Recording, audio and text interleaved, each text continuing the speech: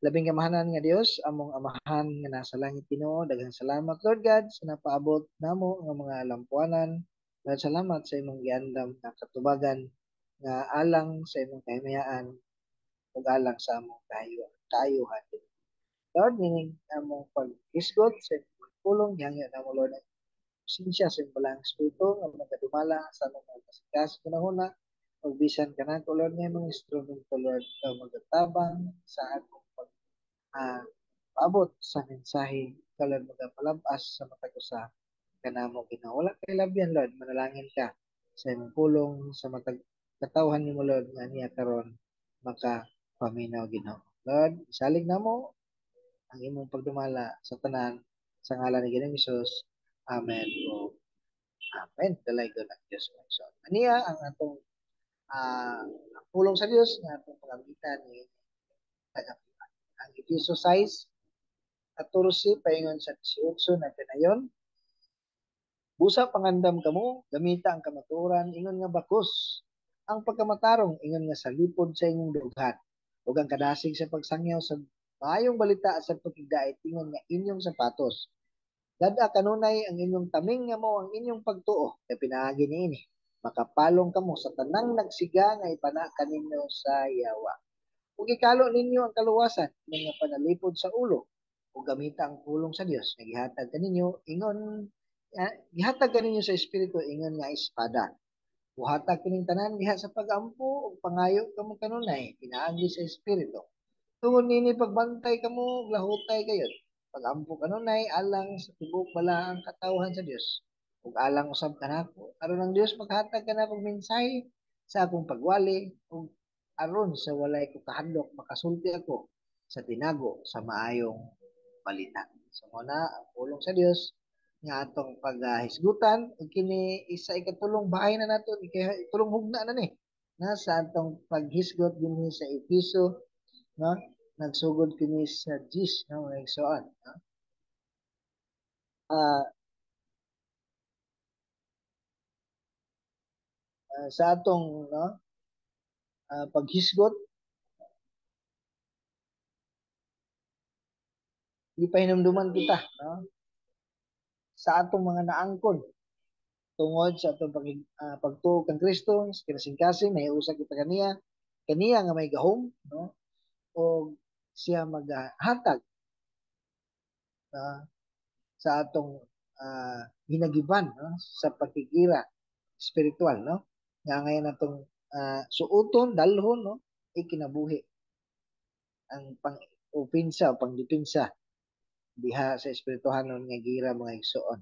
Una ato na nahisgutan ang kamatuoran ingon nga bakos no kana siya ang angkla nga nagsiguro sa uban nga hinagiban no kung ang kita naa sa kamatuoran ang atong pagkinabuhing matarong sibo sa kabuton sa Dios no kung atas kamatuoran sakto ang kadasig kaya ang atong gisangyaw ang kamatuoran man mahitungod sa gospel no ang atas kamatuoran ang atong pagtuo mao kanang tamig nga makasagang kanato ang atas kamatuoran no sigurado ang atong kaluwasan no so kana ang atong ikalima karon nga pagahisgutan ang kaluwasan ingon nga helmet ug ang ikaunom dayon ang ikaunom mao mga isuot ang ikaunom mao ang pulong sa Dios ingon nga espada no? Grabe sa kadaghan sa malimtan ang pulong pagid sa Dios nga mao ni atang isgutan karon mga isuot na sa balik ka sa mga isuot okay ah kaluwasan, helmet, no? Ikalo, ibabaw nga bahin, sa ulo nga bahin, no? Isuot ang assurance, ang kasiguruhan, no? Ang designs sa helmet, no? Sa ilang panahon, sa biblical times, no? Simbolo ang mga design, no? Na color, sa balahibo, no? Simbolo sa pagkatao, ranggo, kalampusan sulod sa panerbisyo, no? Ang helmet, no? Sa ilang panahon, makahatag og maayong depensa, makadepensa bisan gani ang liog nga dapit kung maigo sa espada, no? ana ay dipinsa kay gipalabaw man dapit sa liog, no? Sa atong helmet sa motor lang kumedya lang may isa, ha? Sa motor, no? Wala may kuan sa liog. Sa army po na to, may kuan sa liog, no? Sa atong mga kasundaluhan din sa Pilipinas, ha? Ha? Ug sa komedya pa, ang helmet, ang purpose do sa helmet, ha? Para dipinsahan nga ang utok dili para matigom ang utok dili makatag komedya lang may isa, ha? Ang helmet suot aron dipinsahan ang ulo, no? Kung spiritual nga bahin, dipinsahan ang sa may naadol sa ulo, no? Ang mind, no? Ang panghuna-huna gikan sa mga false teacher, gikan sa mga ah, false teaching, gikan sa fake nga gospel, no? No? Bantay gyud kay, no?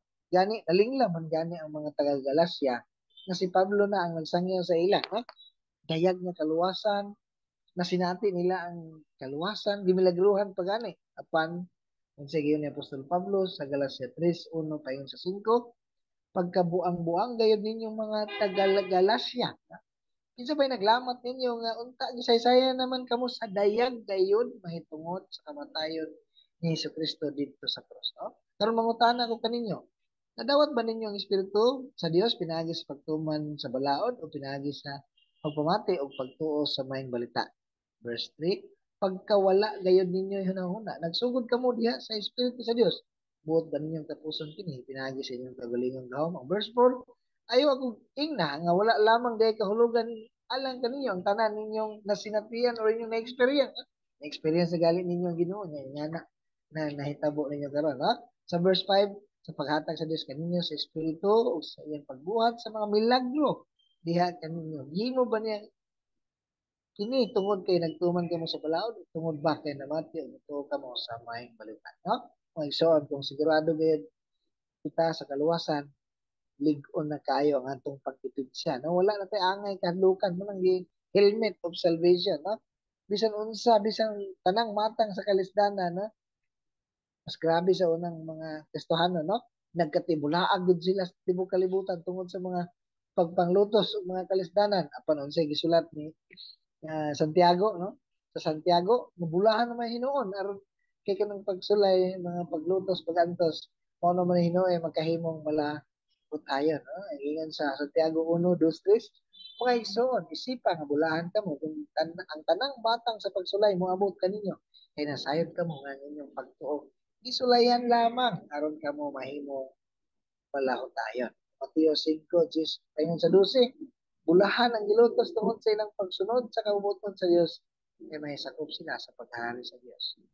Bulahan kamo kung ayon ug dugdaogon sa mga tao butang-butangan sa matang sa kanautan tungod sa inyong pagsunod kanato. Verse 10, paglilipay o pagmaya kamo kay dako ang kanting tagana alang kaninyo dito sa langit. Gingon sa nila ni ini pagpaspala ang mga propeta na nahay una kaninyo. So muna mga igsoon, ang assurance of salvation lig-on nga hinagiban na sa pag-atubang na sa gira espiritual, no? Kung kasakit lang mga igsoon, no? Wala na masakit pa kung kamatayon na ang hisgutan.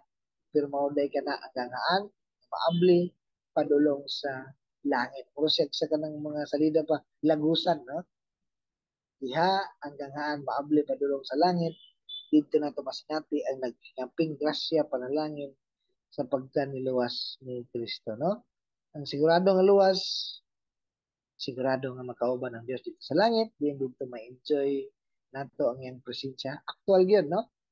Dito wala na sala o di na makasulod dito ang hugaw, no? Wala na kasakitan, puro nakalipay ang pagmaya ang atong masinati. Kauban ang perpekto nga Dios dito sa perpekto nga paraiso sa Dios nga iyang giandam, na sama sa gihimo niya nga paraiso siya miingon the Garden of Eden, di ba? Yang ingon, it was very good, no? It was very good.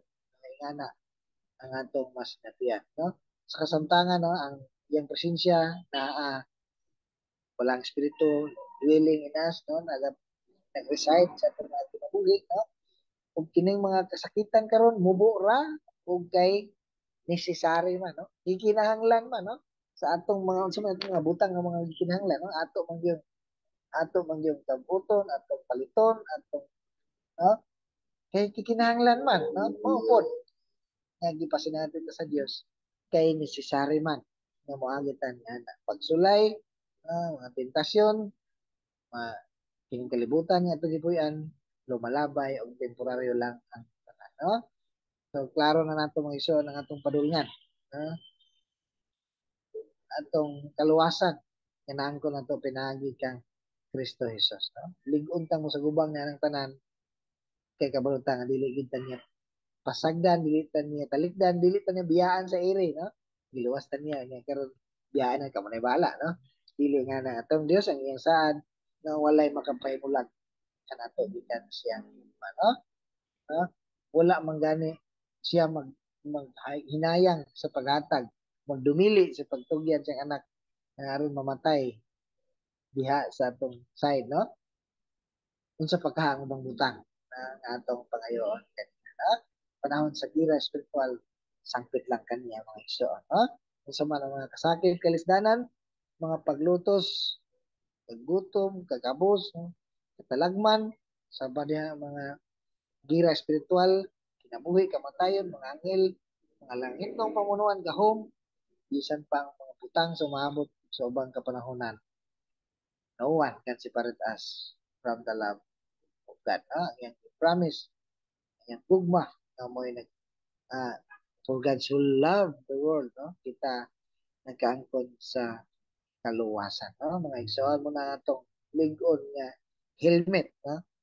Na wala gayoy magka-usab, wala maka tangtang niya na nga kamaturan mo na assurance, no? Kana atong iharong sa gira spiritual, no? Gira spiritual na muna ang atong isuot, no? Ug sunod ang pulong sa Dios, ingon nga espada, no? Pulong gyud sa Dios, ha, dili pulong daw sa Dios or basta gikan ni sa Bible, no? Kung dili maubag yun ang buot ipasabot sa Dios, no? Kay kung pure lang, pure gyud nga pulong sa Dios mga igsoon, mao nay hait, no? Mao nay mahait sa English sharper, two-edged sword, no? Luyo, no? Hait, no? Ang Hebreo 4:12 kay ang pulong sa Dios buhi ug maabtik ug mas hait pa kaysa bisan unsang espada nga duhay sulab, no? Mudulot kini hangtod sa kinahanglan sa kalag sa espiritu hangtod sa dapit diin nag-abot ang lutahan ug kauyukan. Nag-usisa kini sa mga tinguha ug nahuna sa kasing-kasing sa tao, no? Kung pure gyud nga pulong sa Dios, kini mamuhat gayud. Kaya ang Isaiah 55:11 sige na ni kadungog, ang pulong sa Dios dili mo balik nga kawang lang, no? Tumanon hinuon nini ang tuyo, ang tulampos kayod, no? Tumanon gid niya ang tuyo sa Dios, no? Kung pure lang gyud ang pulong sa Dios, mapuslanon ug maga-equip kanato, no? Mutudlo sa kamaturan, no?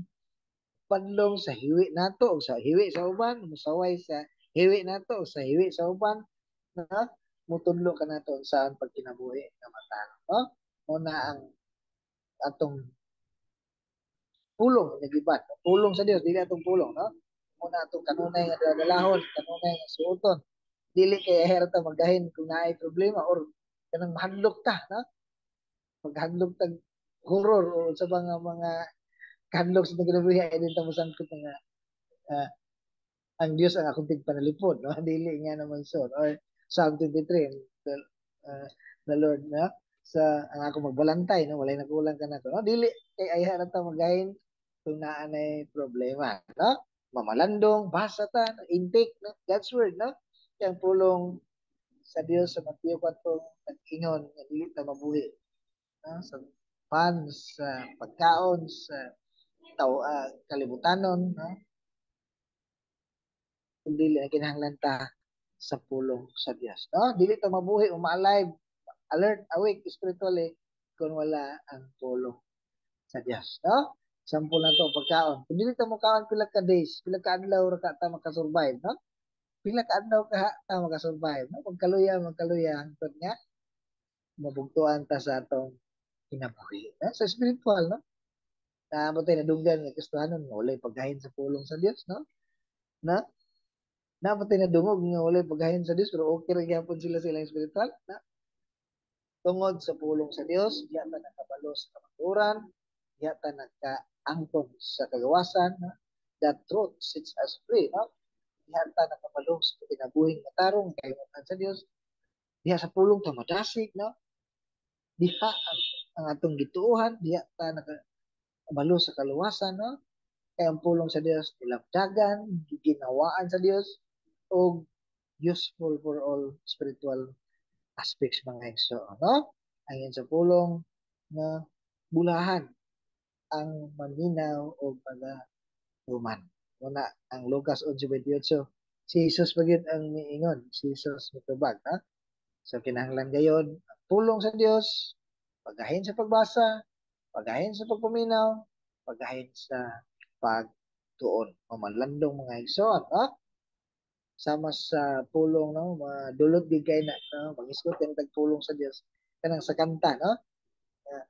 Ang pulong mo ang hinungdan nga ako magapadayon sa pag-alagad kanimo aron na kung matuman ang kabubuton mong kinabuhion ang pulong mo.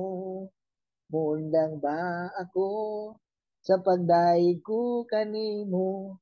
Kung naginhawa ko ang hangin, nagikan kanimo, mundang ba ako sa akong pagtuo? Kung nasayod kung ako, gipakamatyan mo. Diyan na to na kuha na tanan sa pulong sa Dios. Nga nagka mahinungdanon, no, ang pulong sa Dios. Gani ang Biblia nag-ingon nga ang pulong nya so wala pa nabuhat bisan unsa ang pulong uban sa Dios, no?